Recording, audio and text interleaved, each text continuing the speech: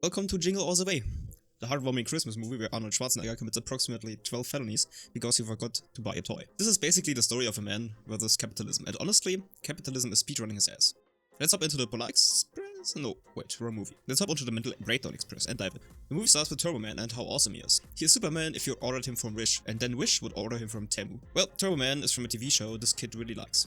Wait a minute, isn't that Anakin Skywalker? Yeah, it is. That's crazy. Anyway, Anakin, I don't know his name in this movie, so I just go with it, has his final karate lesson, where he gets a new belt, so he has to get dressed, but he doesn't want to go, as his dad isn't home.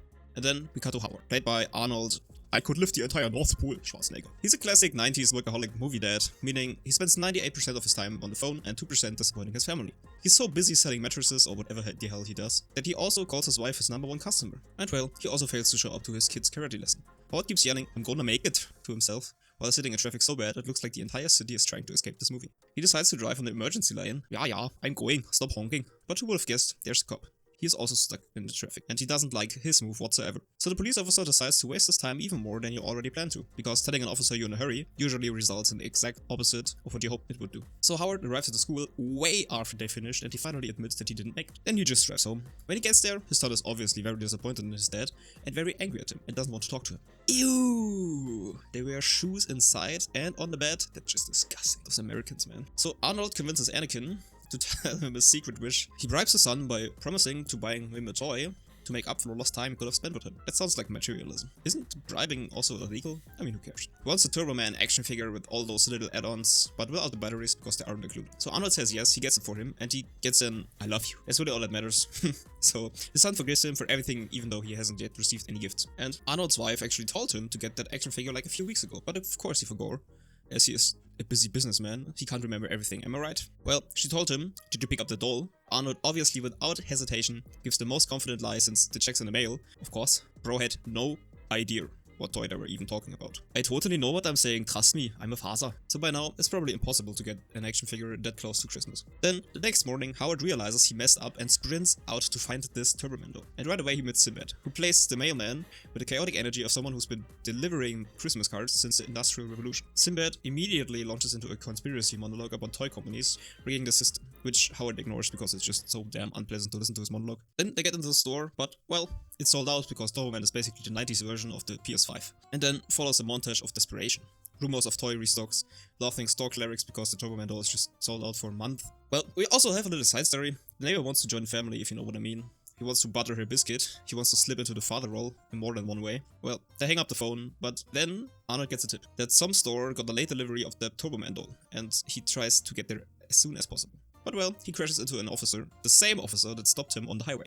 He gets to the store, but they don't just give out the dolls, they let the people fight for it. They want to do a lottery for all those dolls, so they give out numbered balls. He chases this one little ball through the whole mall and doesn't even get it. He's like, gib mir die Kugel, I need this Ball. Then the mall Santa gives him a hint and also tries to bribe him. He said that he can get him a Turbo Man action figure if the price is right. Arnold obviously agrees, and they drive to the Santa factory. And then inside the Santa factory, which just feels like someone said, hey, what if Santa ran a black market toy operation?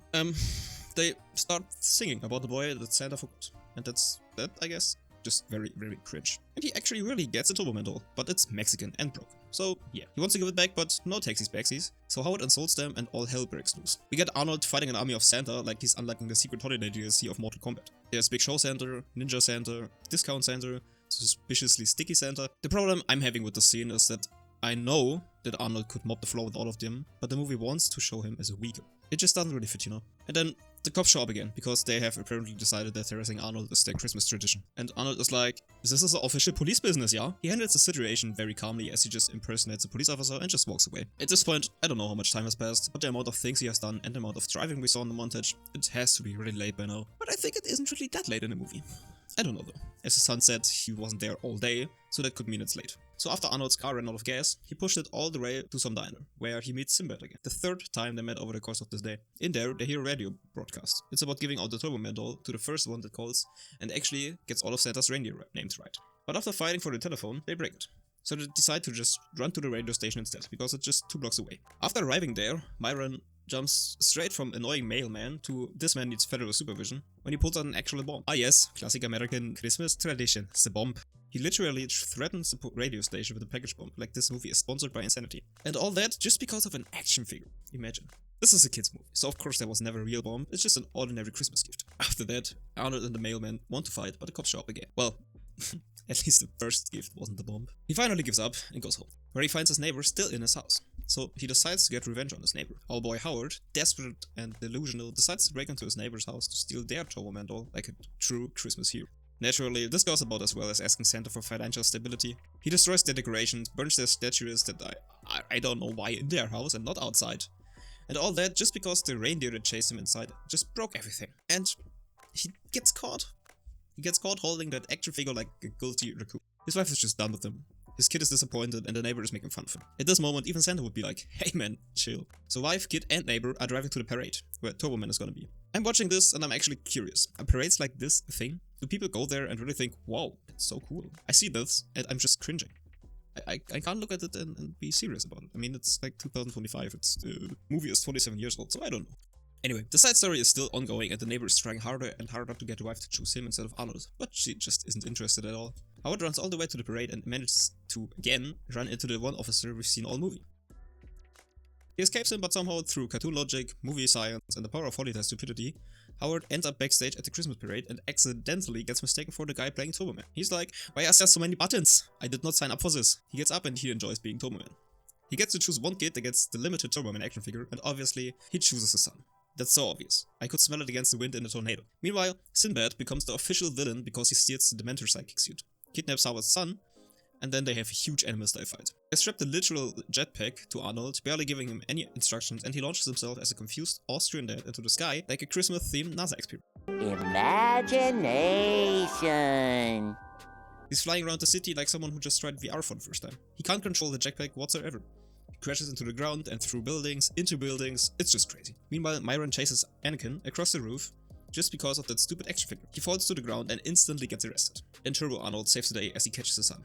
He learns the true meaning of Christmas and the whole crowd cheers for this random guy who just committed multiple FAA violations. Anakin gives the Turbo Man doll to Sinbad, in the most moment this movie has. I mean, it's probably still the stupidest thing ever. I mean, you could have had both, and he tried to kill him. Well, again, it's Christmas, so of course Anakin gives the doll to him. And then Howard finally gets his family moment. Everyone goes home, happy, except the police, who are probably filing so many reports. And the movie ends with the most man thing ever to happen. He forgot to get a present for his wife. And that's Jingle All the Way, a beautiful Christmas lesson about love, family, and how many laws you can break before the police just gives up. Honestly, after witnessing all that chaos, I think we all deserve a calm, peaceful movie next. Narnia. The movie where British children trespass into a talking lion's ice kingdom and somehow end up in medieval war crimes. Well, yeah, that wraps up that awfully long movie. Hope you enjoyed and let me know what movie you want to see in the future. Alright, that's it for now. If you like this disaster of a recap, feel free to click some buttons, or don't. I'm not your dad, so that YouTube knows that my videos are worth watching. Thanks again, and see you in the next one.